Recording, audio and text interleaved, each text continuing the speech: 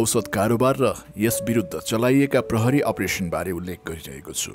यो बीचमा नेपालमै चलेका अपरेसन र जापानी अपराधी समूहको संलग्नतामा भएका केही तस्करी र त्यसको अनुसन्धानबारे चर्चा भयो। योपालि चाहिँ नेपाली गाँजा र चरेसको माग किन हुन्छ अन्तर्राष्ट्रिय बजारमा भनेर केही उल्लेख गर्न मन लाग्यो। प्रारम्भको अवस्थासँग अहिलेको अवस्था दाँच्ने हो भने लागु औषध बजारमा धेरै परिवर्तनहरू भइसकेका छन्। प्राकृतिक लागु औषधको स्थानमा कृत्रिम लागु औषधको प्रयोग बढिरहेको छ। प्राकृतिक लागु औषध गाँजा पनि केही देशमा कानुनी रूपमै कृत्रिम रूपमा उत्पादन र बिक्री हुन थालेका छन्।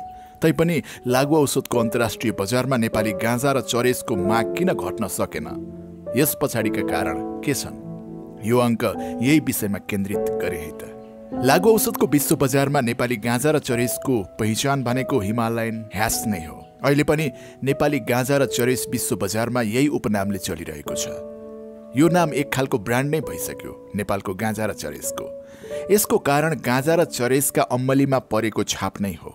प्रारम्भमा नेपाली विशेष उच्च भौगोलिक क्षेत्रमा उत्पादन हुने गाँजामा लट्ठ्याउने मात्रा, जसलाई THC भनिन्छ, त्यसको मात्रा उच्च थियो।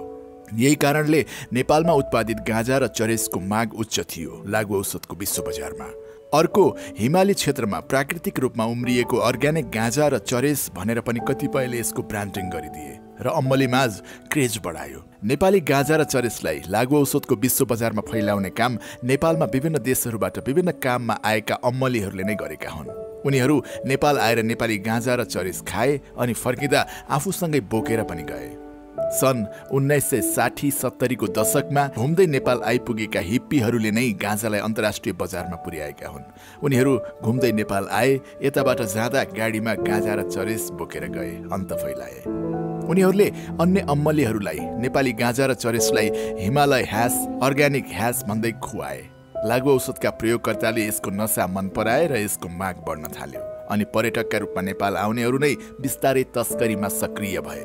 नेपालमा उत्पादित गाँजा र चरेसलाई विश्व बजारमा फैलाउन ठूला ठूला आपराधिक समूह नै संलग्न हुन थाले। लागु औषधको बजारमा हिमालयन ह्यासको छुट्टै ग्राहक बन्न थाले। माग बढी हुन थालेपछि तस्करीको मात्रा बढ्न थाल्यो। एक्लै एक्लै ओसार्ने कामले सङ्गठित आकार लियो। नेपालमा गाँजा उत्पादन र चरेस बनाउने दुवै गैर कानुनी हो। तर अचम्म के छ भने लागु औषधको विश्व बजारमा अहिले पनि हिमालयन ह्यास पाइन्छ। उनीहरूले नेपालमा उत्पादित गाँजा र चरेस भनेर खुला बिक्री गरिरहेको भेटिन्छ पनि। सबै त नभनौँ, किनकि लागु औषधको बजारमा भारतमा बनेको चरेस पनि हिमालयन ह्यासको नाममा बिक्री भइरहेको भेटिन्छ। तर जहाँ चरेसको बिक्री वैध छ, त्यहाँ हिमालयन ह्यासको नाममा बिक्री हुने सबै चरेस भारतको मात्रै पक्कै होइन, नेपालबाट पनि गइरहेका छन्। नेपालमा लागु औषध नियन्त्रण ऐन 2033 आउनुभन्दा अगाडिसम्म त नेपालमा गाँजा खेती र चरेस बनाउने काम वैधानिक नै थियो। सरकारले नै गाँजा र चरेसको ठेक्का नै लगाउँथ्यो। पश्चिमको म्याग्दी लगायतका क्षेत्रमा खुल्लमखुला चरेस नै बन्थ्यो। काठमाडौँका चिया दोकान जस्तै गाँजा र चरेसका दोकान थिए नि। यहाँ गाँजा पाइन्छ भनेर बोर्ड नै राखिएको हुन्थ्यो। खुला भए पनि त्यसको बजार भने सीमित थियो। त्यो बेलाको व्यापार नेपालमा विभिन्न बहानामा आउने हिप्पी र पर्यटक लक्षित थियो। भारतका सङ्गठित अपराधीहरू बिस्तारै चरेसको तस्करीमा प्रवेश गरिरहेका थिए।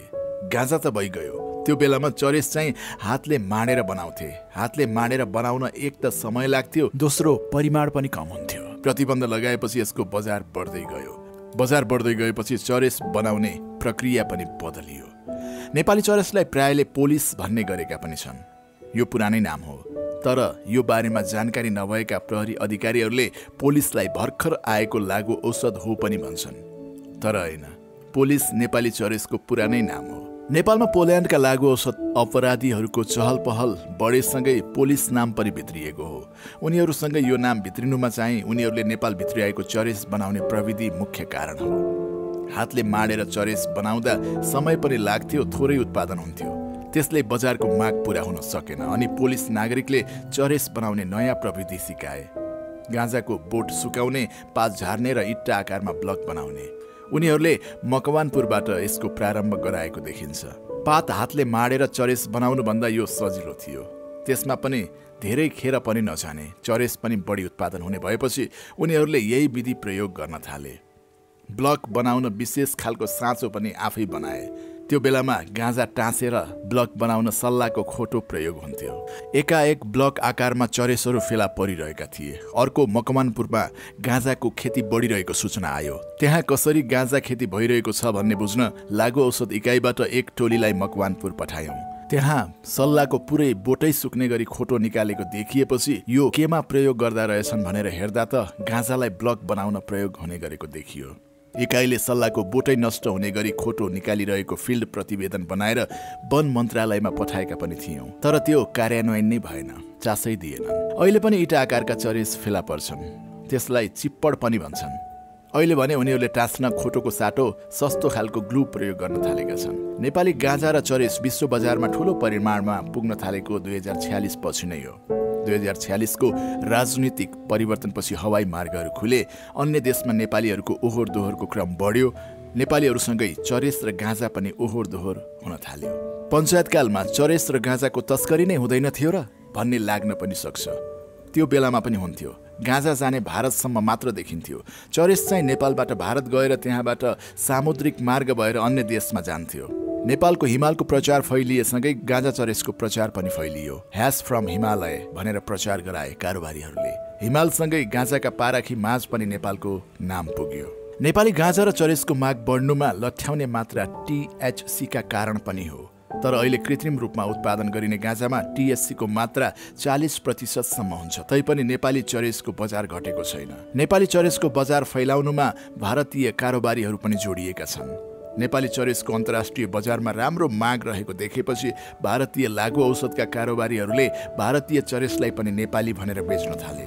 मुख्य भारतको हिमाञ्चल र काश्मीर र उत्तर पूर्वी भारतमा हो गाँजा र चरेस भन्ने।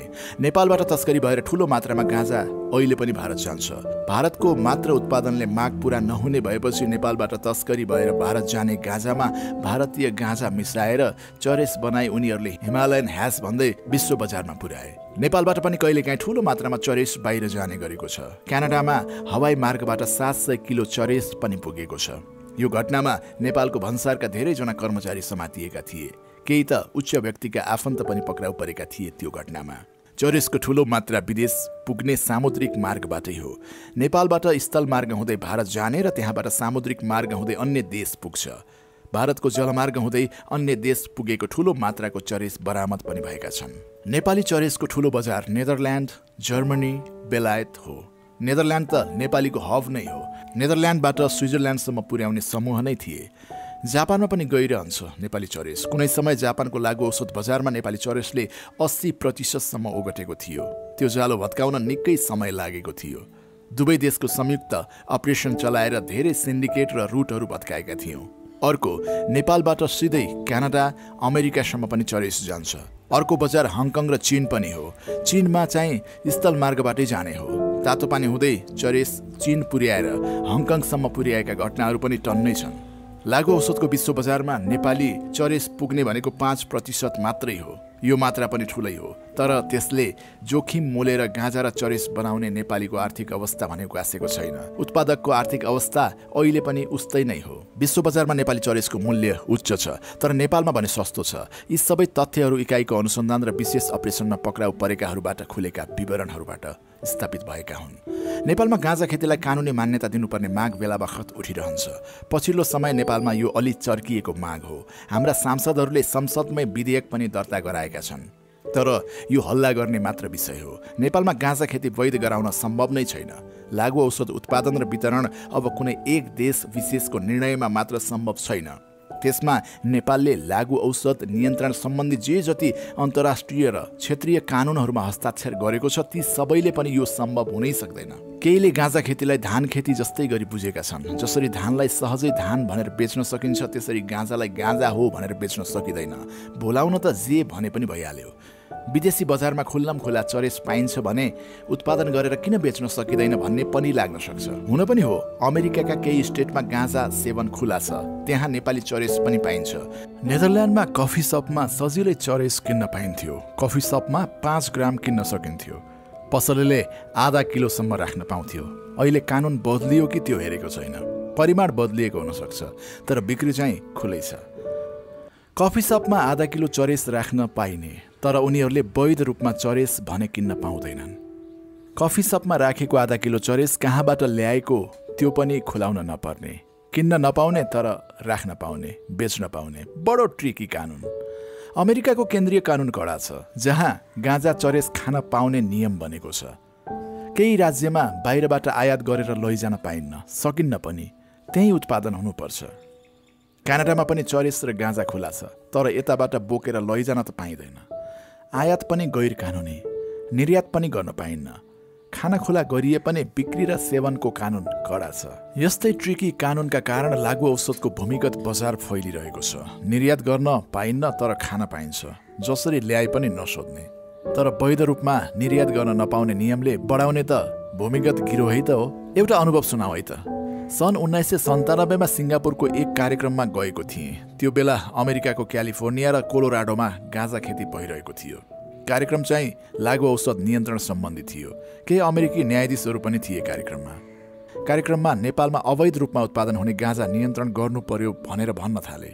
मैले आफ्नो देशमा वैध रूपमा गाँजा खेती गर्न दिने अनि नेपालमा चाहिँ अवैध रूपमा गाँजा खेती बढ्यो भन्न मिल्छ भनिदिए अमेरिकीहरूलाई।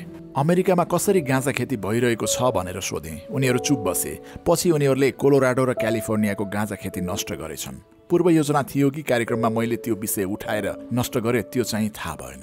इन्टरनेसनल नार्कोटिक कन्ट्रोल बोर्ड INCBले लागु औषध सम्बन्धी सबै कानुनको अनुगमन गर्छ। वैज्ञानिक परीक्षण या औषधि प्रयोजनका लागि गाँजा खेती गर्न सक्ने कानुनहरू पनि छन्, तर खेती गर्ने प्रक्रिया छ। यसका लागि पहिला त INCBमा निवेदन दिनु पर्यो। उनीहरू आएर अनुमति दिन उचित छ या छैन भनेर हेर्छन्। उचित कारण देखिए अनुमति दिन पनि सक्छन्। तर मुख्य विषय नेपालमा गाँजा उत्पादन गरेर गर्ने के भन्ने हो नि। उत्पादन गरेर मात्र भयो, अन्तर्राष्ट्रिय बजारमा वैध रूपमा लैजान सकिन्छ। औषधि उत्पादन भनेर हल्ला पनि हुन्छ। कुन औषधि, कति मात्रामा उत्पादन गर्ने अनि निर्यात चाहिँ कहाँ गर्ने, त्यो सबै प्रश्न हुनु पर्दैन। गाँजा रोप्ने अनि पशुपतिमा लगेर बेच्ने त होइन होला। भारतले औषधि प्रयोजनका लागि अफिम उत्पादनको अनुमति लिएको छ। बलियो मेकानिजम बनाएका छन्, तैपनि नियन्त्रण गर्न नसकेर हैरान छन्। अफिमको दुरुपयोग बढेपछि अन्तर्राष्ट्रिय मञ्चहरूमा विरोध भयो। अहिले उनीहरूले अफिमको खेती गर्न अनुमति दिने मात्रा घटाइरहेका छन्। यता हामी भने गाँजा खेती खुला गर्नु पर्यो भनिरहेका छौँ। यो गफ मात्र हो, सम्भव छैन। त्यसैले नेपालमा गाँजा खुला गराउने राजनीतिक फन्डा मात्र हो।